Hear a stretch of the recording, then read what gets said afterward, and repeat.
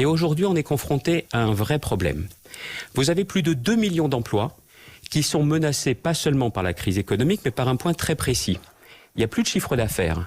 Les commerces sont fermés, mais ces commerçants, indépendants ou des groupes, sont obligés de continuer à payer le loyer. C'est l'affaire des bailleurs commerciaux. Bruno Le Maire leur a demandé d'annuler ces loyers, justement, à ces foncières. Parce que nous sommes intervenus auprès de Bruno Le Maire dès la fin de semaine dernière. Je n'étais pas le seul d'ailleurs. Il y avait aussi le président de la région Bretagne qui était exactement dans la même logique. Le ministre a répondu, mais il faut qu'il aille jusqu'au bout, Bruno Le Maire. Parce que Bruno Le Maire a dit, on va trouver une solution pour les TPE. Très bien.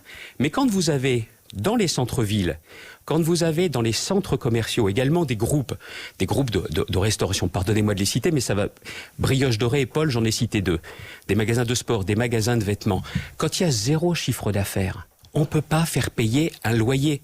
Et quand ça va reprendre, le chiffre d'affaires ne va pas être de 100% du jour au lendemain. Il faudra donc adapter les loyers. Or, vous avez là-dedans des grands groupes, comme Unibail, par exemple, qui réalisent des chiffres d'affaires très importants et des bénéfices encore plus importants. Il faut les obliger, pas leur demander gentiment, les obliger, à ce que quand il n'y a pas de chiffre d'affaires, il n'y ait pas de loyer encaissé. Alors, ils font leur rentabilité sur 20 ou 30 ans. C'est pas 2 ou 3 mois qui vont leur poser problème. Et il faut donc que le ministère impose un médiateur sur cette question, une médiation, et qu'on règle tous les problèmes. Autrement, vous aurez des commerces qui ne rouvriront pas. On vous a entendu et là, vous dire... savez en ce moment qui se planquent. Justement. Vous l'avez dit un peu des assureurs, je vous donne justement ces fameuses foncières.